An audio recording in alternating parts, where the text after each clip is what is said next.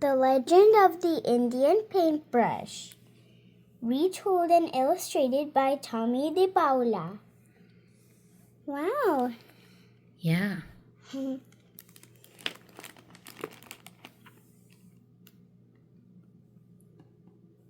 The pictures look so unique. Yeah. Really unique. All of these pictures are drawn by him. The Legend of the Indian Paintbrush. Wow. Many years ago, when the people traveled the plains and lived in a circle of teepees, there was a boy who was smaller than the rest of the children in the tribe. No matter how hard he tried, he couldn't keep up with the other boys, who were always riding, running, shooting their bows, and wrestling to prove their strength. Sometimes his mother and father worried for him. Oh, there he is. Yeah. And the warriors. But the boy who is called Little Gopher was not without a gift of his own. From an early age, he made toy warriors from scraps of leather and pieces of wood, and he loved to decorate smooth stones with the red juices from berries he found on the hills. The wise shaman of the tribe understood that Little Gopher had a gift that was special. Do not struggle, Little Gopher. Your path will not be the same as the others. They will grow up to be warriors. Your place among the people will be remembered for a different reason. Yes, correct. Yeah? Perfect. Because everyone is not the same. Everyone's unique in their very own way. Perfect. Look at all the toys he made. Mm-hmm. And nice stones. And in a few years, when Little Gopher was older, he went out to the hills alone to think about becoming a man, for this was the custom of the tribe. And it was there that a dream vision came to him. Wow. Whoa! The sky filled with clouds, and out of them came a young Indian maiden and an old grandfather. She carried a rolled-up animal skin, and he carried a brush made of fine animal hairs and pots of paints. Whoa! Yeah, that's great. The grandfather spoke, "My son, these are the tools by which you shall become great among your people. You will paint pictures of the deeds of the warriors and the visions of the shaman, and the people shall see them and remember them forever." Yeah. Wow. The maiden unrolled a pure white buckskin and placed it on the ground. "Find a buckskin as white as this," she told him.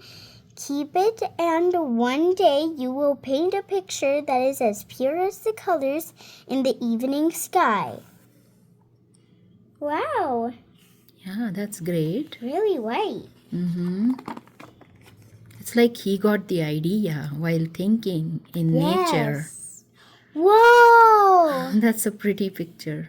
It's so colorful.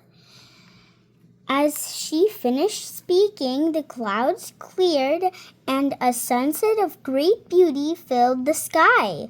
Little Gopher looked at the white buckskin, and on it he saw colors as bright and beautiful as those made by the setting sun. Whoa! Yeah. So pretty. I love this picture. It's like coming from blue all the way to yellow. That's the sun. Then the sun slowly sank behind the hills. The sky grew dark. The dream vision was over. Little Gopher returned to the circle of the people. Wow. Whoa. Look at this night sky. Yeah, it's so blue. With stars. The next day, he began to make soft brushes from the hairs of different animals and stiff brushes from the hair of horses' tails. He gathered berries and flowers and rocks of different colors and crushed them to make his paints. Whoa, Wow. that's an interesting idea to make paints. He collected the skins of animals which the warriors brought home from their hunts. He stretched the skins on wooden frames and pulled them until they were tight. Wow. Whoa. That's Amazing. nice. It's like he is making his own canvas. And colors too. Yeah, and paints and brushes. And brushes too. Yes. Perfect. Wow. And he began to paint pictures of great hunts. Wow. Of great deeds. Wow.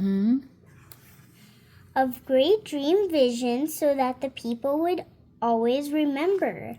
Wow.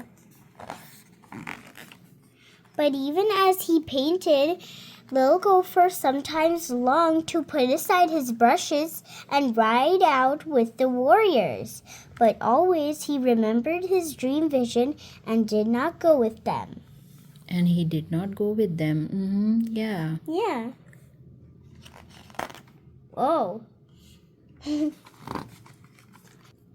Many months ago, he had found his pure white buckskin, but it remained empty because he could not find the colors of the sunset. He used the brightest flowers, the reddest berries, and the deepest purples from the rocks, and still his paintings never satisfied him. They looked dull and dark. Oh.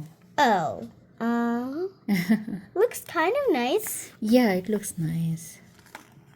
But I guess he needs to mix some colors together. To make some more shades for the sunset. Perfect. Oh, like this. Wow, look at that. There's lots of red and pink here.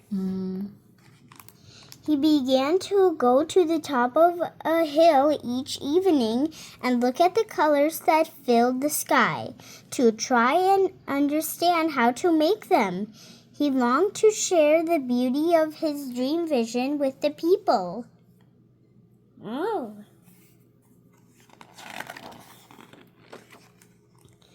But he never gave up trying, and every morning when he awoke, he took out his brushes and his pots of paints and created the stories of the people with the tools he had. Whoa. Yeah, that's cool. Nice. One night as he lay awake, he heard a voice calling to him. Because you have been faithful to the people and true to your gift, you shall find the colors you are seeking. Tomorrow take the white buckskin and go to the place where you watch the sun in the evening. There on the ground you will find what you need. Okay. Whoa. Wow. The next evening, as the sun began to go down, Little Gopher put aside his brushes and went to the top of the hill. As the colors of the sunset spread across the sky, and there on the ground all around him were brushes filled with paint, each one a color of the sunset. Little Gopher began to paint quickly and surely, using one brush, then another. Look at that. Whoa! That so is many so colors. pretty. Yeah. And as the colors in the sky began to fade, Little Gopher gazed at the white buckskin and he was happy. He had found the colors of the sunset. He carried his painting down to the circle of the people, leaving the brushes on the hillside. Oh. Wow. Again, a beautiful night sky. Yeah. Oh, look at that. Whoa. So many wildflowers. Uh-huh. With the colors of pink, orange, red. And the next day, when the people awoke, the hill was ablaze with color, for the brushes had taken root in the earth and multiplied into plants of brilliant reds, oranges, and yellows. Wow. Whoa! There are more! Yeah, that is so pretty. Mm-hmm.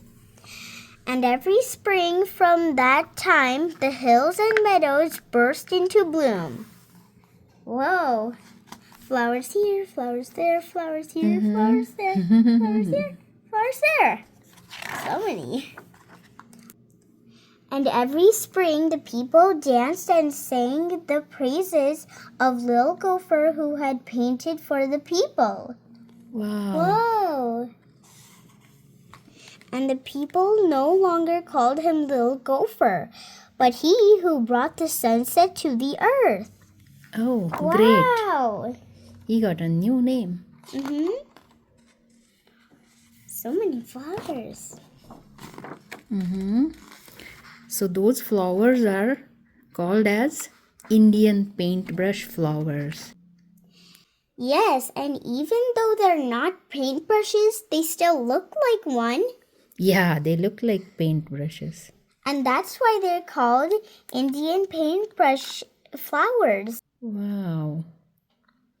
Really unique. Mm-hmm. And lots of leaves on their stem. Yeah. And these flowers are the state flowers of Wyoming.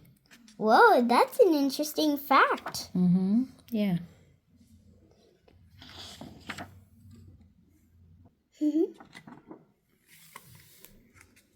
Wow. Wow, this is a great book. And there's one more book, The Legend of the Bluebonnet. Yeah, it's just related to this book. Mm-hmm. Bluebonnets are the flowers found in Texas, mainly. Ooh. They are the state flowers of Texas. That's interesting. Happy. Wow, I love this book, everyone. Really very nice. And in history, people made paintbrushes and paints and canvases this way. Wow, yes. And that's how the idea of making those came. Perfect. And now these days, we have them for real. And you can have a lot of colors too. Wow. Well, I hope you like this book, everyone. Give a big thumbs up and subscribe to my channel. Bye! Legend of the Indian Paintbrush.